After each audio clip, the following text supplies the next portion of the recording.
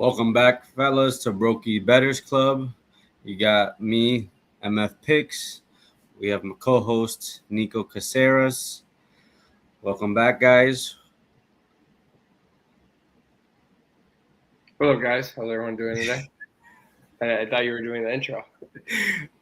All right, we'll kick it off. Don't forget to bet with better.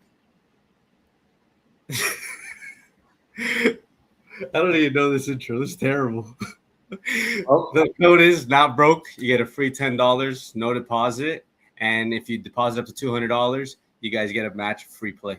So let's get right into it with college football. You nailed it, Lou. You're You good. like that? Yeah. Normally I have Devin and Andy doing this, but I had to do it off the fly. Like you said, it was a big week in college football, obviously. Conference championship week. Great. Some good games, some bad games. But let's start off on Friday. We had North Texas against Tulane. Yeah. You go ahead and start off with that one. So I was on, sadly, I was on North Texas here. I really believed in that offense. And it just showed that you have to play both sides of the ball. I think that's what it comes down to. North Texas couldn't stop a nosebleed if their life depended on it, to be honest with you. And, I mean, Tulane, in retrospect, they've been a top 25 team all season, bounced in and out depending on the week. I was off of them just because I saw them on that Thursday night lose to UTSA and get manhandled. I wouldn't even say lose, get manhandled. So that threw me off, but they showed out. Their defense showed out, and that run game showed out. So that was my thoughts on the game. Yeah, on this one, I didn't have a play this weekend, but Tulane did show they were the better team. I was impressed that they were able to hold North Texas to only 3 touchdowns. That's what really impressed me. But this week coming up, looking forward to the bowl games. I don't think they have a chance, and they're You mean the playoffs? In the playoffs. I don't think they have a chance coming. They play Ole Miss, yeah. I think they came out a 17 point underdog, and it just goes to show you like these smaller divisions, conferences, they can't really compete. But we'll see. We'll see how they do. I mean, that goes back to, like, people have been talking about, like, what's your way to change it? Because, again, they changed it from last year to this year. And I honestly think last year was a better, like, draw. I know the biggest, like, knock on last year was the fact that the ACC got in 2 teams that they shouldn't have gotten in because there was an automatic qualifier. Clemson was a terrible team all season, et cetera, and then that Boise was a top 4 seed. I know those were like the 2 biggest gripes last year, but I think this year is going to cause more gripes per se because, I mean, it shows like JMU and Tulane. I'm not necessarily saying they're bad teams, but they shouldn't. Like, you're kicking out Notre Dame, you're kicking out Texas, and I'm all for a G5 school having a spot to make it, try to run or win a game or whatnot, because it's their money too. But I don't think 2 of them can get in. Yeah. Well, I think this one was like a mishap of what happened in the ACC, that 2 of them got in. So I think they have to change that rule. Maybe 1 G5 for sure, but no shot 2 G5s get in.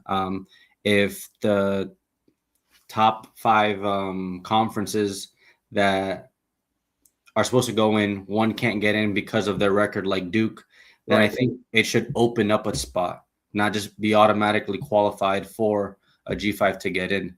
So then you would have had the debate for the Notre Dame, the Texas, those schools that didn't get in, that were on the bubble, to get in. You're right. And that brings us to our next G5 team that got in, Troy versus James Madison. I think Devin was on Troy, saying Troy could keep it close. I was indifferent. I didn't have a play on this game, but I did say on the show that it was a look-ahead spot for JMU. I think it showed. I think this is going to be the most lopsided matchup of the first round. Oregon knows how to beat up on teams. They're at home. Yeah. This, like, 21. I think 21 is being light, to be honest with you. I think so as well, but it gives an opportunity for this school to maybe punch Oregon in the mouth because they're underestimating them. And I don't know. James Madison, I feel like in the first half can keep it close. Obviously, once it gets to the back half of a game, the horses show and the true colors come out of teams. But at the beginning, maybe they hold true and they could put up some points. But yeah, I don't think they should have been in this in the playoff bracket. And then the other thing is that their head coach is leaving at UCLA. Yep. So but he was granted the opportunity to coach this playoff game, so we'll see how he does. Every coach that's leaving got granted the opportunity, except for Lane Kiffin. And I think he had the best chance to take that team the farthest of the coaches that are leaving. They have a good side of the bracket. Yeah. They don't have the side of death that Miami's on for this. Yeah. They have the win a game and just not pray, but they could beat Tech. They could easily beat Tech in the next round. No, right? I think I agree. I think there's one side that's like it's a coast all the way to the chip, and then one side's the gauntlet. Yeah. Like so hold up. I just want to make sure that I'm right here. I'm not speaking out of turn here. Let me see the bracket scores. The next game to talk about, by the way, is while I look this up, is UNLV and Boise State. UNLV and Boise State. Yep. This one I was on UNLV. They disappointed. This one was my play actually on Friday. Boise State went in there. They handled business. They looked like the way better team. I know we had spoken about them winning 10 in a row. They won 11 in a row. And it just goes to show you that they're the daddies of the Mountain West. Not even the Mountain West, like of the whole, Mountain West G5. Like I know they weren't the G5 winner, but I think Boise State's a better team than. I think they beat JMU, and I think Tulane's a close game. Yeah, I think out of the G5 programs, Boise State's the only one that could relatively compete, and they showed that last year. Right. But these other programs can't. So. Well, I just looked it up, by the way. Sorry to be jumping all over the place, but Ole Miss is actually on the side of death. So it's Ole Miss plays Georgia in the next round, and Miami, Texas A&M plays Ohio State. And then the other side, Oregon will play Texas Tech, and then the winner of Bama, Oklahoma will play Indiana. All right, we'll talk about that in a second. Yep, we'll get there. The next game is Kennesaw State versus Jackson State. We did have a play on this one. We had the under that hit. That was a great play. That was one of our VIP locks. And that was it for Friday. We could roll right into Saturday. I do want to bring up one thing. My play of the day on Friday was UNLV over, and you had the under, and we middled. The only way that we could both hit. I had over 55 because I got an early line, and you had under 60, so we actually middled out there. We did. We both hit. That doesn't know. Exactly. There was literally one middling out is when you take a line at the very beginning, and you've got a very good line on it, and then it goes in your favor, and you not double down on it, but essentially doubling down on it. You give yourself an arbitrage window to hit. And Lou and I, this was not planned or anything like that. He liked the under at 60. I liked it over 58, and we just hit a 59. We both hit. Yep. No, when I saw it, I think I had 59.5. When I see it as stayed on 59, I was like, oof, I got saved by the hooker for once. And at one point, I remember looking at halftime to see like what the line was, and it was 74.5. Yeah. And at halftime, I thought I was cooked. I was looking at the score. I was like, what is going on here? And then they put up 17 points in the second half, and I was like, let's go. And that goes right into, before we get into the big games, I'll talk about one play that I did have on Saturday that I loved. Western Michigan under was a play that I was on.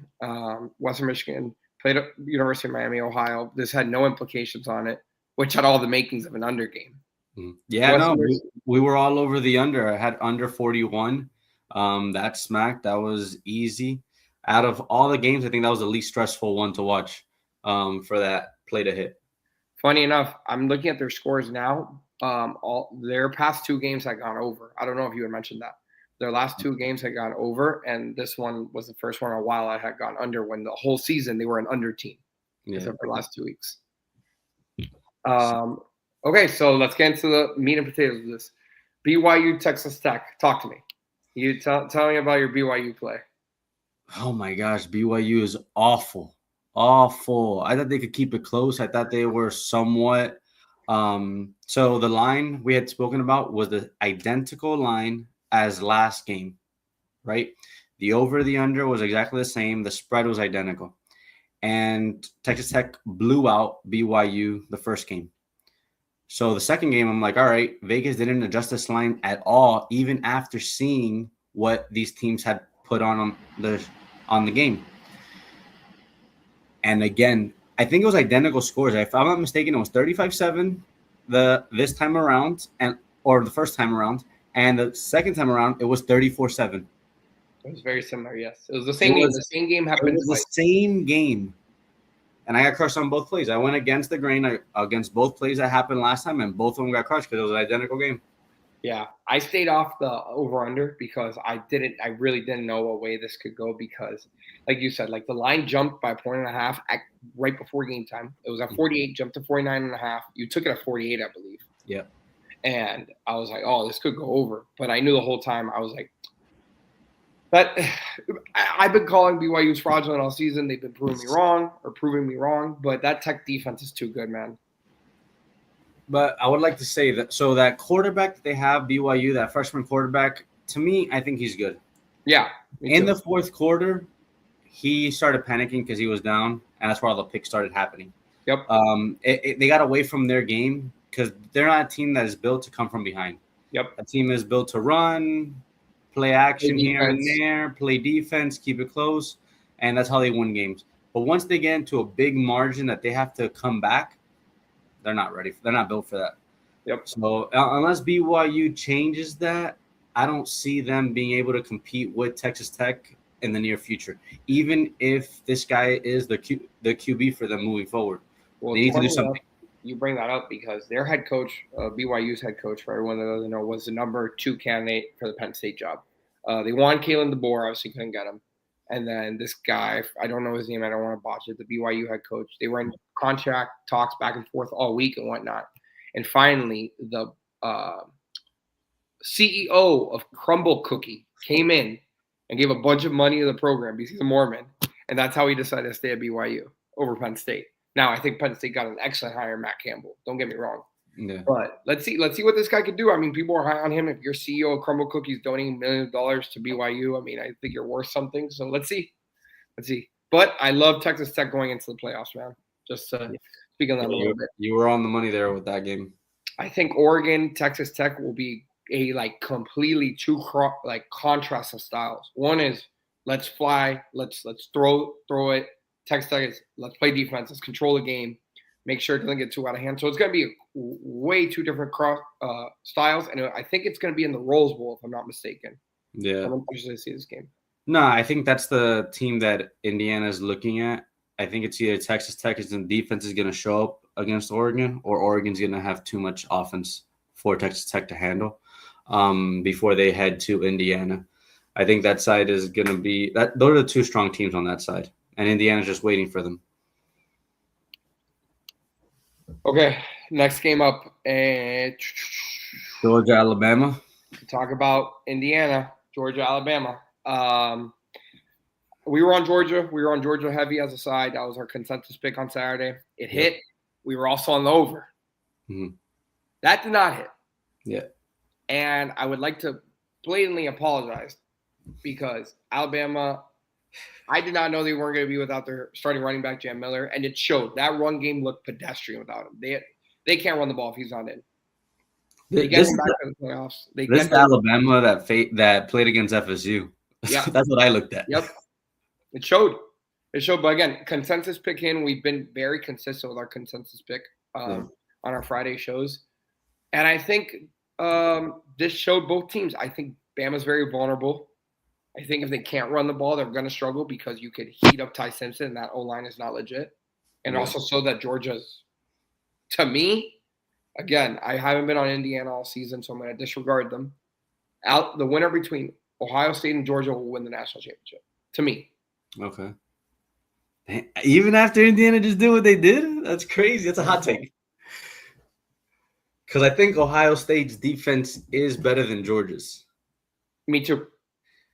And Mendoza just did whatever he kind of wanted out there. That pass defense did look pedestrian, though. So, all right. Yeah, like you said, we were all over this pick, Georgia. What I will say was I didn't think Alabama was gonna look as bad as they looked. They got Correct. embarrassed. But that's what I'm And saying. So let's say Bama shows some true colors and you keep it relatively close. Maybe Georgia scores again, and this turns into 35-17 and the overflies. You know what I'm saying? So that was never going to be our read on ours. Was going to yeah. be Bama's not going to show up. We're going to take the under. No, that's not going to happen either. Yeah, I didn't have a doubt in Georgia showing up. The doubt was in I thought Bama was gonna be able to put up more points than they did. Right. While we Exactly. were all over this over. We knew Georgia was gonna cover. We knew Georgia was the better team. But for Alabama to look as bad as they did, we were not expecting it. And if you would have told me, hey, the running back's not gonna be playing, I still like the over. Why? Because that means you're gonna throw the ball a little more. Yep. But they didn't give Ty Simpson a shot. That offensive line looked like you and me were playing offensive line for them. That was bad. So the implication of this game, I'm actually surprised that the committee left Bama where they left them. I understand the whole talk of like, oh, Bama, they earned the right to play in this game. They couldn't get affected by it. If you kept it somewhat reasonable, played better, I understand. But when you got embarrassed, I'm like, now it showed me that there was better SEC schools than Bama. Yes, they got in, but did they get in because of tiebreakers and things that didn't go there, that went their way, that they got into this championship? Yeah, they did. But I see Texas do what they did last week. That to me was more impressive than what Bama showed this week that just passed. I would have given it to Texas. If you want to give an SEC school another chance, give it to Texas. But Bama has that. I don't care if it's a 3-loss SEC team. You're in the SEC championship. It's not like BYU. BYU got in, and everyone's like, "Oh, but they're a conference champ. They have better. Their strength schedule is better than Miami, better than Notre Dame." Yeah, but we know what would happen if BYU got in. Yeah, no, BYU is not better than these other programs. They have a way harder schedule, and yeah, they're 2-loss teams, and they got into their championship, but they got blown out, and it's twice. The same team. And who's the top? Like you see what happens when they play another playoff team. Yeah. Well, that's my argument with Bama. Like I would have, if the committee showed Notre Dame and Miami in and Bama out, I wouldn't have been upset. I've been like, all right, I understand. You guys got blown out. You guys got embarrassed. The SEC might have caused a civil war in the United States. It's true. They were not leaving Alabama for a second. Okay, fine. Then you bring in Texas. You wouldn't have had a civil war. Texas people, we would have been right. All right, Texas look better. Okay. So, now, in the same breath, Bama opened 1.5 dogs, and now we're pick 'em. Line's 40.5 over under. I know we're going to get into it on Friday and next Friday even more. But what are your early thoughts on Bama, Oklahoma? I'm fading Bama. And just because their offense showed me that they can't really do anything, but neither can Oklahoma's. So I think my play is going to be the under. 40.5. Yeah, both these teams can't put up points. They're very inconsistent. Can they both score? If it's going to be a high-scoring game, Bama's going to win. Because to me, Oklahoma can't put up points. Yeah, but if it's the same. To me, it's going to be a defensive game, and either Alabama or Oklahoma can pull it out with a field goal. That's how I see that game going. This is my conflict, at least for me. I understand every point you just made. Bama will be the public pick. I have no doubt about that. Yeah. I just don't see it in Oklahoma, man. That defense I know is legit, but Mateer has looked pedestrian since coming back. He's looked really bad, honestly. And he was your Heisman favorite, number 1 overall pick before the hand surgery. I understand he got rushed back from hand surgery. I get all that. But he looks like not the same at all. Like before, like we were talking about Mateer, like he was locked first overall pick. Yeah. I don't know if he's scared to get hurt again or what it is. But honestly, and the only reason that we're still talking about that team is because that defense has stepped up. Yeah, Venables calling great defense. Because if not, Oklahoma would be out of this playoff. Yep. And again, it's going to be Oklahoma, middle of the winter. Mm-hmm. That's going to play a factor. Is it going to be a tornado? Is it going to be sleet? Is it going to be snow? Can Bama play in the cold? All this stuff. Because it's one thing's playing in the cold in the SEC. Other one's going to the Midwest and playing in the cold. So this game's going to be very interesting to see. And that game is not gonna really matter to me because then they face Indiana and Indiana's gonna smack both of those teams. I don't think they have a shot. What does the line open for both of those teams? Either of those teams, Indiana's favored by 9. Say 8, 9.5 between there. I don't think it gets to double digits, but I don't think it's a touchdown. I think it's more. Okay. Especially after what Indiana just did to Ohio State. All right, before we get into that game, Duke, Virginia. So this one, I got crushed. I was all over Virginia, and Duke was dominating that game from front to end. That comes down to that last drive, and all of a sudden, I see penalties start flying left and right. I'm like, here we go. It's showtime, baby. Virginia goes down and scores, ties it. I'm like, perfect. They haven't led all game. They tie it. We're going to go into overtime. The refs did their job. Virginia wins this. Duke goes heads and scores. And now it's Virginia's turn. The worst play calling I've seen.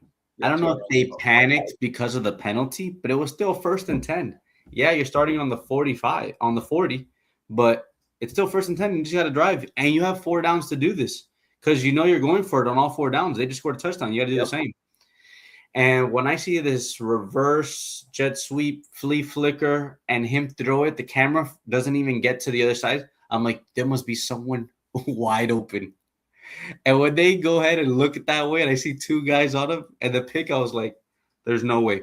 Right after that, you see the refs look at each other like in awe. They're like, yo, there's nothing we can do. They were like, oh, we need to review this. They're like, fuck, we fucked up. But I will say, so I was obviously on the wrong side there on Virginia. I will say Duke winning did help Miami get in. So I talked to someone very close to the program last week before the game, and he told me, he's like, we need Duke to win and we need Texas A&M to blow these people out the water. And both things happened. I was on Duke +4. I just thought Mensa was Duke. If Mensa stays, Duke's gonna be very good next year. By the way, I just don't. So to me, that kid had 28 touchdowns and 4 interceptions before that game. After the game, he ended with 30-4 or 30-5. Like that kid's gonna be really good next year. I will say kudos to Manny Diaz. Like, I know I hated him in UM. Like, to me, he's a defensive coordinator. He's a great TC, by the way. He's not a head coach, but he proved me wrong. He went in there. He won. I understand the record doesn't show it, but they went ahead and beat all the ACC teams they needed to beat to get into that game. And they beat Virginia, which roughly was the best ACC team in the conference. Yep. Right? So, to me, kudos to him. He did a freaking great job. He did something that Mario Cristobal hasn't been able to do, even with a lot of talent. So I give a shout out to him because I hated him. I couldn't stand that guy. And I didn't like him, but I thought he was always a great DC. Yeah, I agree. I think he's a great DC, not a great head coach. But look, he won the ACC championship before Miami has. And they're going to be a plus. Like them, B-Tech's going to be very good next year. Who knows with FSU? But we have Georgia Tech, I think, is going to have it down here. Who knows? Let's see how the portal plays out, but we're speculating. But let's get into the last game here. Ohio State, Indiana. Before anything, I will say my sincere apology. I've been giving Lou the most crap since last year. And it started last year because roughly about a year ago, I would say, we were playing in a tournament here. We were playing football, and Lou was like, pa. And I'm like, bro, I think I'm going to go off favorites. And he's like, bro, you've been taking all chalk all season. And I got crushed last year in college football. You can ask him. And all 3 favorites hit. And I'll never forget, Lou called me and goes, I'm playing Tennessee with everything I have. I'm like, dude, please, for the love of God, just take Ohio State. And somehow I was able to convince him to take Ohio State. But ever since that moment, I felt like Lou's been against Ohio State. Oh, my gosh. I just think like Ohio State is that square play that everybody's on, and I've been fading because I just can't stand them. As a Miami fan, being born and raised in Miami, like seeing the stuff that happens when the public wins. Also, I also hate when the public wins. That's the thing right there. So, like growing up, seeing Ohio State, seeing that 0-2 run, like all that, like I just like I've had that animosity towards Ohio State. And this season, I was like, they're nasty. They just came off the championship. They're due. He's gonna be on them all the time. I'm gonna fade Texas week 1. And I've been fading them since week 1. I think out of the 15 weeks, I was like 2-1 and 14 or 2-1 and 13, something like that, something ridiculous. Yeah. And me as a handicapper, I've been like at a 60% clip. If I take Ohio State, I might be at 70. Yeah, 100%. They've hurt me because I've been fading them all season. 100%.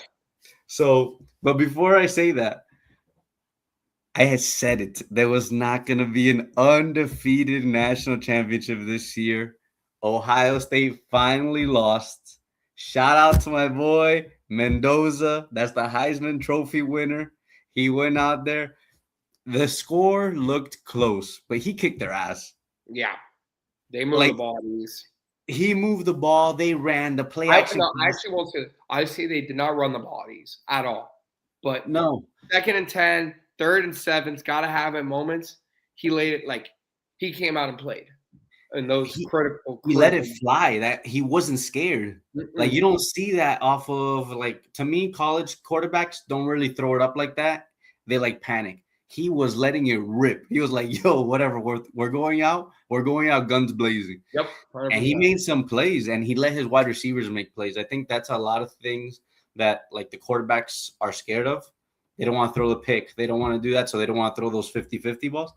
And he let it rip and his wide receivers came down with the ball. And I was looking at a crazy stat. Ohio State is like this blue chip program. Right? They had. Oh, I saw that stat too about the 5 stars versus Indiana 3 stars. Yeah. They had like 8 5-stars and like 34 stars, and then Indiana had 0 5-stars and like 4 or 5 4-stars. I was like 33 stars. Yeah, I saw that too. I was like, holy shit! But yo, Kirk Cignetti, that's okay. So that's what that guy's the truth. I was about to say that Ryan Day called one of the worst offensive play calls, like callings, I should say, period. Yeah. That guy went from being God to messing it all up in one game. I get it. You have Jeremiah. Great. You got him involved. You got your best player of the ball. You got the best player in the country of the ball. I don't think he got him involved as much as he should have. Because when they would throw it, he would come down with the ball. No creativity and gotta have it moments, awful play calling on bad managing downs. Like I was like, what are we doing here? Like running, like I don't know. It looked like an off game. And more than anything, I think we can all agree Matt Patricia is far and away the best defensive coordinator in all of college football. Right? Yeah. He NFL experience, the blitzes, all that stuff. Matt Patricia didn't blitz at all. He was like, go get home with 4. But against a good quarterback, you're going to give him time. Like, I don't know. I thought the coaching of Kirk Cignetti outcoached them. Yeah. Point blank simple. Mendoza played his heart out. He threw it great. He's the Heisman Trophy winner, all that stuff. But if Ohio State coaches like this against Kirby Smart, this is gonna be bad. Well, I think this just affected Ohio State chances of winning it back-to-back. Because now they got put into the gauntlet side, and they're going to have a rough time getting out of there. If they win that game against Indiana, they're in the cupcake side of the bracket. So we'll see. Ohio State might not even make it to the championship round. Well, with how stacked it is. Yeah, and the other thing I was about to say is, I don't know how, like what you're alluding to, like they have to play the winner of Texas A&M and Miami. That's not like you're saying. Like it's not the most favorable side, like at all. But you're gonna let these guys get a game under their belt and catch fire. I mean, Texas A&M, we've shown what they could be, that explosive offense, right? Miami's gonna play that defense. I don't know how well Ohio State's gonna favor against the Miami defense. Yeah, and the lines, I think both those lines, Texas A&M and Miami, to me are very similar. They're very in the trenches. Whoever can move the line is going to win that game. But then they're going to go to Ohio State, and that's what Ohio State is known for for being able to dominate teams because of their move on the line. They're in the trenches. They could their O line, their defensive line, they can move it. So they're gonna face a team that is gonna come in with some confidence, some swagger after they just won one of the playoff games, and they're gonna give Ohio State hell. Then Ohio State has to face, I'm gonna call it Georgia. I don't think Ole Miss can keep up with Georgia, especially with Lane Kiffin not coaching. Then they have to face Georgia. Come on, you're gonna have two rough games before you have to face Indiana again. Oh, that's what I was about to say. I want to see Ohio State still a favorite in the championship game if they see Indiana. No, I think they're the favorite right now. Oh, to win it all. I'm gonna check now, so don't quote me on that. But I want to say they're still the favorite. Yeah. If it were me, I would take Georgia and Indiana as dogs to win it all. Ohio State plus 250 and Indiana plus 275, Georgia plus 450. I think there's value on Georgia right now. Yeah, there's value on Georgia. I think I take Georgia to win it all. I do have one play already, and I'm gonna stay it now. I already took it. Took the Texas Miami under at 52.5. I just see 28-24 and I see 27-24. Don't ask me why. Don't ask me for logic. 52.5 is a line. It already dropped. I bought a point. It was 51. It was 51.5. But I'm like, I'm not getting beat by 28-24. I bought one. I was like, I just see 27-24, but I bought it for 28-24 just in case. Mm-hmm.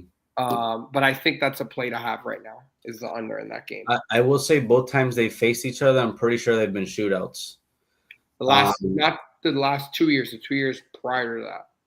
The 2 years prior to that, when they went to College Station? We played them one here and one there with Van Dyke. Correct.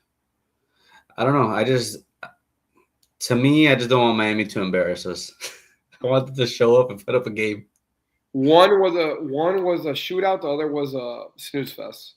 40-33 was the one in Miami. The snooze fest was 17-9. So they've been on polar opposites. Yeah, so you don't know what type of game you get, but that is a lot of points, especially for a college playoff game. 52.5. I mean, between the competitive games might be the higher one. So I would say it's Alabama, Oklahoma, and Miami, Texas. I think the Ole Miss Tulane game and the Oregon James Madison game, those are going to be blowouts. So I actually see Alabama, Oklahoma being an under, and Miami, Texas A&M being an under as well. Looking at it now early. Yeah, but again, we'll get into this more on Friday. Yep. So let's jump into the NFL. We have a few games to highlight, not too many, nothing too crazy. We will start on Thursday night though.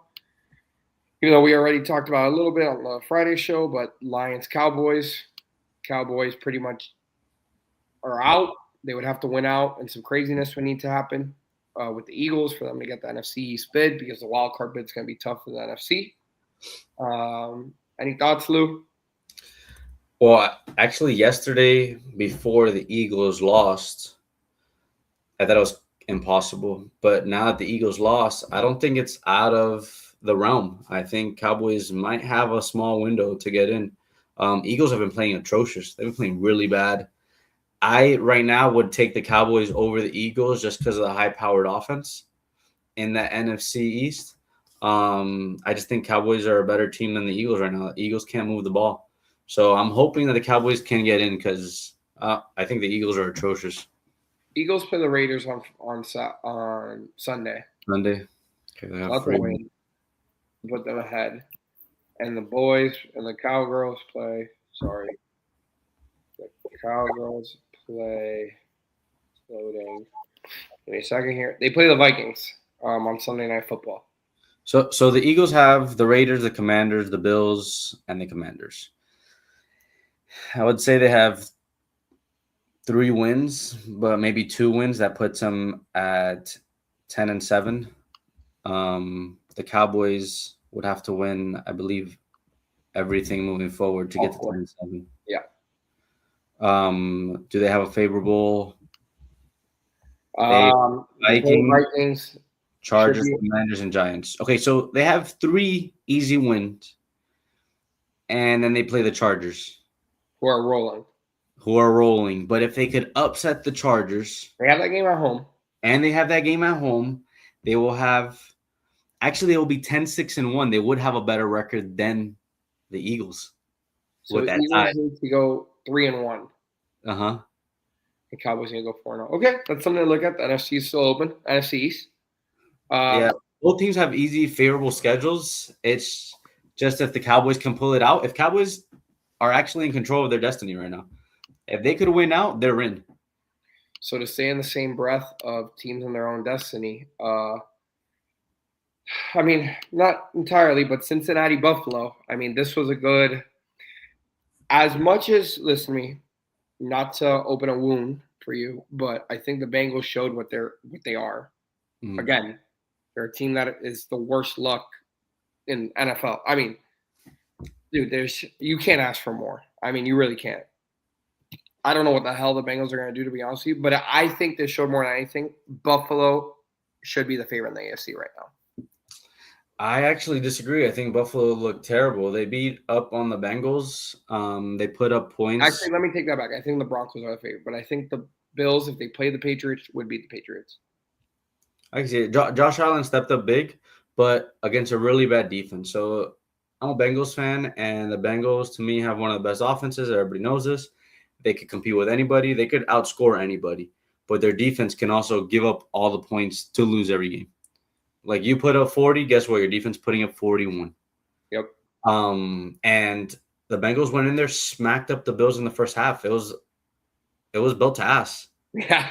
And then all of a sudden, here comes the Bills. And once the Bills started rolling, I was like, oh, here we go. Because I knew the defense was gonna screw it up for us. But I will say it's a positive note to end the season. I chalk up this season for the Bengals. From like because we are an educational standpoint, for everyone that drafted Chase Brown in the second and third round, because Jamar is Jamar, he's going to get his, but Chase Brown showed when Joe Burrow's playing, he's top 10 running back, like in fantasy. Well, I feel like it's any running back in that offense. Once, because even Joe Mixon, his early years, he's literally the perfect back for that offense. Yeah, so when you're throwing the ball in your high-powered offense like that, the defense has to take a step back. Yep. That's just going to open the underneath. He's going to check it down. Joe Burrow has no problem checking it down. The run game opens up. Everything opens up for a running back. So I think that for fantasy purposes, a running back from the Bengals is always great to have. And like you guys say every year, next year's your year because Joe Burrow is going to be healthy. All right. Next game that had play. We're only talking about playoff implications here. Tampa Bay, New Orleans. So New Orleans, we were on it, +8. Yep. We won outright, actually, funny enough. But the biggest thing here is, man, the Panthers might win the NFC South. They have to play the Bucs twice, so that's going to determine the NFC South because New Orleans and Atlanta are mathematically out. So we could see Panthers having a home playoff game. What do we think? I see. So right now, Bryce Young to me is playing out of his mind. Yep. They're the better team. Yep. I understand Bucs have the better star power. They've been there before. You can make the argument the other way too. Like the Panthers have a lot of star power right now. Like Rico Dowdle's come on. Ted McMillan's looking like a top 20 receiver in the NFL. That defense is legit. Bryce to me is playing out of it, like you're saying. I'm a Panthers fan. I don't know why, so I'm always gonna root for them. I just think the Bucs have that experience. They've been there. They've done it year after year in that division because it's bad. So can Bryce Young and those Panthers step up when they need to step up now in these last weeks to close it out? That's really going to determine that division because that division is wide open. It's theirs. Yep. If you guys win out, you're in. If you crumble, you guys they literally took it out of your hands because you're in the lead right now. Yep. So, but I think Bryce Young can do it. It's a perfect scenario for him. Everybody stepped up around him. They don't have the excuse anymore that he's doing it by himself. The defense is playing well. Like they're doing great. They're doing what they need to do. They're winning. They're winning shootouts, which is a big thing. Like, beating the Rams is not easy. The Rams are legit. And we were on the Saints in this spot because it was a letdown spot for the Bucs. People would look at the Bucs and the Saints are awful. but they're a divisional game. Saints versus Bucks is a divisional game, and like we just saw, they beat them outright. It happens. In our anytime touchdown parlay, this is the one game that I missed. Olave. Taylor Shuck decided to run 2 in, but if not, we'll pay $2,000 this week. But we'll come back. And I will say, actually, he played very well. Tyler played very well. Like he ran in 2 touchdowns. I know he didn't throw them in, but he impressed me the way he played. I mean, they're awful, but I just think the problem is like I'm not trying to. I hate coming at quarterbacks because I know how hard it is. But Tyler Shuck is in between our age. Tyler Shuck's older than me, and I've never played a snap in the NFL. Tyler Shuck spent 7 years in college. He was Trevor Lawrence's class. Holy shit! I feel like Trevor Lawrence has been in the NFL forever. Which we could jump right into that game.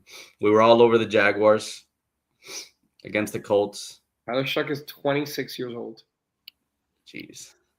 This is his rookie year, right? Yep. That's crazy.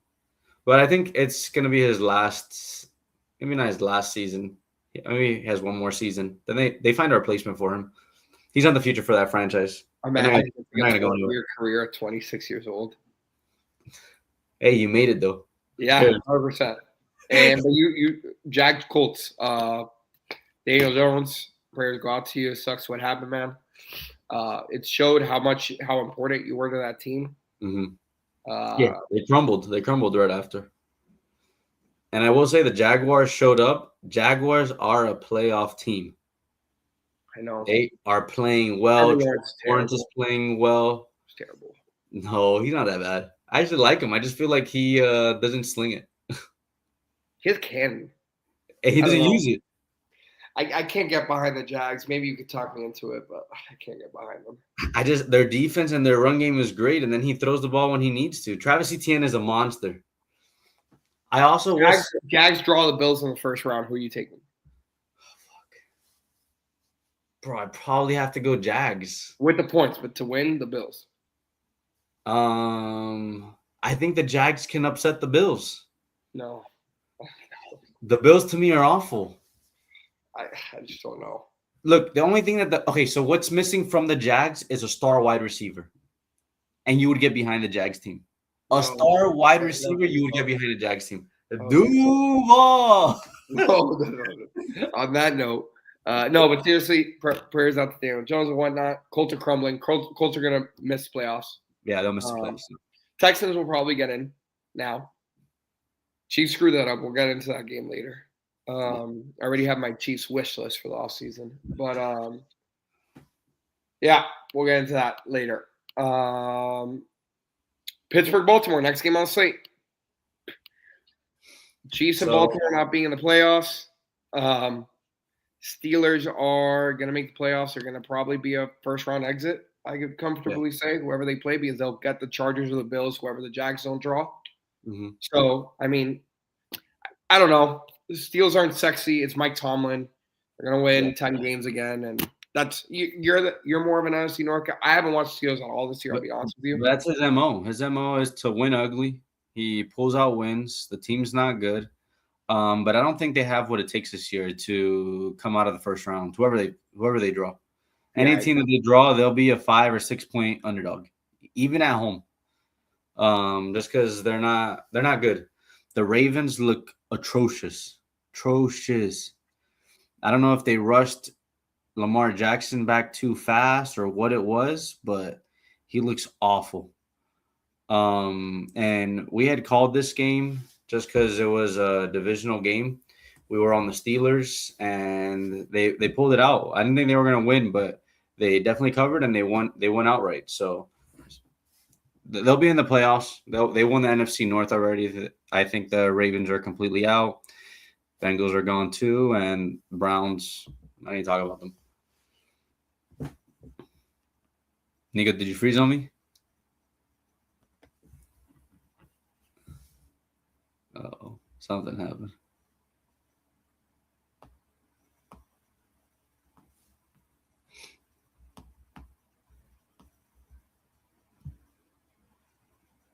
Oh, he's out completely.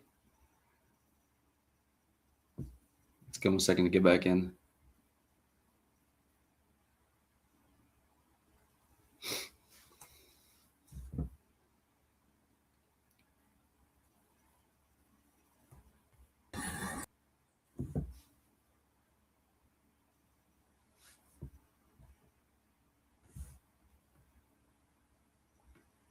All right, we'll keep it rolling.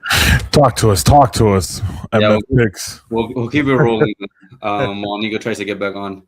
The next game that we had on the slate was the Titans and the Browns. We were all over the Titans. It was actually the matchup of the rookie quarterbacks that had just came in. We had Cam Ward over Shedeur Sanders. It was actually a super entertaining game. They put up a ton of points. At the end, the Titans were able to pull up the win. And Tony Pollard had a crazy game. He ran for like 160 yards, 2 touchdowns to beat the Browns and Shedeur Sanders. I will say, though, I was impressed with Shedeur Sanders. He actually showed out. I don't know if it was because it was a friendly competition between him and Cam Ward, knowing that he was going to get compared to them. But he played super well. He balled nasty. Yeah. But give me your thoughts on they took him out with on the 2-point conversion. Yeah, on the 2-point conversion they pulled him out, but I think it's a scheme that the Browns have when they're in that red zone area, that they pull out the quarterback for their Wildcat offense, because they did it a couple weeks ago when he drove them down the field, made the crazy play. So I think it's just a personnel thing. I don't think it's much to do with him because he's proving right now that he can be the quarterback. And I think with this game, even though he lost, he put up points. He's shown out these last couple weeks. So I think he's earning his spot as the starting quarterback. I saw a post interview of them swapping jerseys after the game. You saw that. Cam Ward was like, "Yo, where are we going in the offseason?" He's like, "I got to worry about staying with my job." So he also told him, "Yeah, I'm gonna sign this. I'm gonna put this thing on eBay." So hey, but honestly, bro, you know how I'm so happy for Shedeur, because you know how many things had to go right for him to get on that field, bro. 100%. Crazy, dude. That guy was third in the depth chart, bro. Yeah, he was third on the depth chart, but I think he's outplayed the first 2 guys. So I think he's way better than Dillon Gabriel right now, and he's playing like it. The last few games, Shedeur has looked like the better quarterback out of Dillon Gabriel and him, for sure. You can't tell me otherwise, Nico. I skipped over that game for a reason. Yeah, you skipped over that game for a reason, but we were all over. We took Cam Ward. But I just think that he's earned his spot for next season as the starting quarterback. So I think he's playing great right now. I dislike the guy. I think he's too cocky. I think he thinks he deserves it, which I hate that like mentality that he has. But playing wise on the field, no emotions attached to it. The kid's playing great. He's putting up points. He's throwing the ball well. He's scrambling. He's doing what he needs to do. So I think he's earned his starting job for next season. In our next playoff implication game, the 2 4:00 games, Rams Cardinals blowout. We're not going to talk about that. Rams stay up top. Broncos Raiders. Broncos stay up top. The AFC West. But Bears, Packers. Big game all over it. Play of the day. Packers -6. Line made no sense whatsoever. Caleb Williams almost screwed that up for us because he was wide open. He was just super late to it. Well, we take those, so it's okay. Man, I can't get a read on either team, both of them. Like, Chicago is the most like inconsistent team drive to drive. One drive it's 3 and out. The next it's Caleb Williams, pop, pop, pop, pop, pop. Tutty. Yeah. Green Bay, I can make the same argument. One drive, it looks like Jordan Love is throwing it to Wisconsin from Chicago, or the next play, it could be him throwing a 50-yard dime to Melton down the seam. Yeah. I will say, I think this was more encouraging from the Packers than the Bears. Give me your thoughts. 100%. So I will say I was nervous on that line. With 3 minutes left, I'm like, Packers are going to drive, kick a field goal, end this out, and win, and we're not at cover. But they pulled it out. They dominated. To me, they're the way better team. I think I still think the Bears are frauds. So I think we're going to see that in the closing weeks of the regular season. I think the Packers are now going to get hot going into the playoffs. Then they're going to go on a roll. And I think the opposite for the Bears. I think we're going to get that Caleb Williams that's inconsistent, and he's going to show it to us. And they're going to go on a downward trend, I think, in my opinion. Let me ask you a question right now. Packers are looking at the 2 or 3 seed. I think it's a 3. No, I want to say it's actually a 2. 2 seed now. Now that the Birds are on a little bit of a skid, they're the 2 seed. Yep. If the Packers, let's say, win out, Rams win out, Green Bay plays LA, I was about to say San Diego, in LA, in a closed stadium, who would you favor in that game? Packers. I think so too, man. And I think the Rams are very good. Don't get me wrong. I think the Rams are elite. But there's something about Micah Parsons. That defense is playing really good up front. He's actually what gives me the edge. I know it's corny, but he gives him the edge. He's playing out of his mind. He's on the quarterbacks. You have to double him. You have to double him. There's no way he's playing out of his mind. And that all that does is it boosts the rest of the defense up. The rest of the defense looks so much hungrier now that Micah Parsons is on that line going after the quarterbacks that it's crazy to me.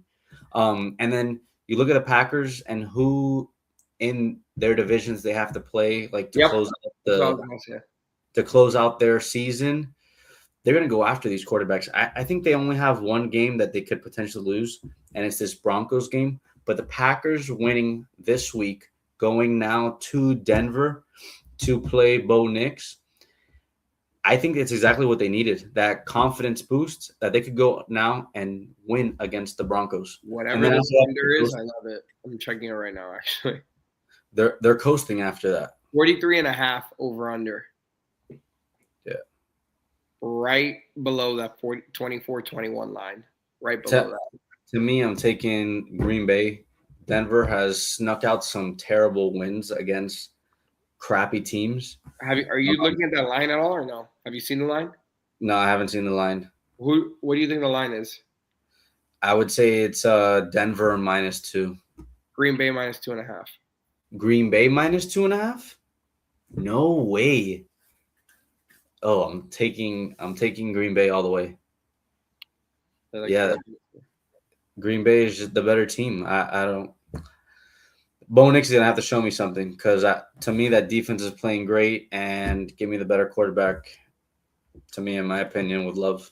Jordan Love's having a sneaky good year, by the way. 3,000 yards, 22 tutties, and only 4 interceptions. Very good year from Jordan Love. Look, we look at Green Bay Packers and we think that they're like middle of the pack, but they're 9-3-1. They're no slouch right now. Like they're doing great. They're just not sexy. They're not like those really high-powered offenses. Like they just pull out wins and they win how they need to. But they're good. I think Jordan Love's actually number 3 right now. Would be my third. If you gave me like an MVP ballot, Jordan Love would probably be third of mine right now, actually. Who would be your first 2? Stafford May. Okay. Yeah, I wouldn't disagree with those. Stafford's having a great year. And so is Drake for me. I just want to see Drake's stats before I comment on that because I think Drake's having a great year, like you're saying, but I just want to see it. Yeah, I think his year is crazy. It's been all offense for the team that you think it's all defense. And the Patriots, it's been all offense. Drake's thrown for 3,400 yards, 23 tutties, 2 interceptions with a 72 QBR. That's not that far behind him.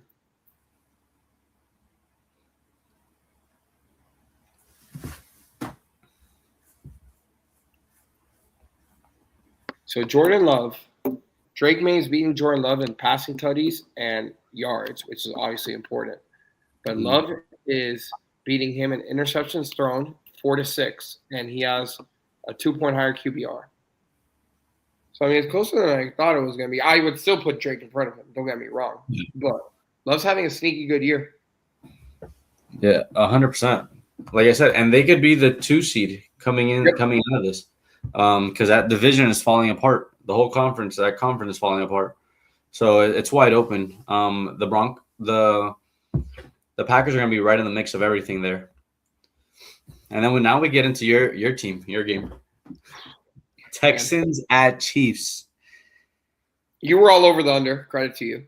I was all over this under. I thought the Chiefs and the Texans were going to fight it out. What it was. 10-17. Yeah, I just didn't think the Chiefs were going to lose. I thought it was going to be 2010, 2017 the other way. So Andy Reid went for a bad 4th down call. I will say that.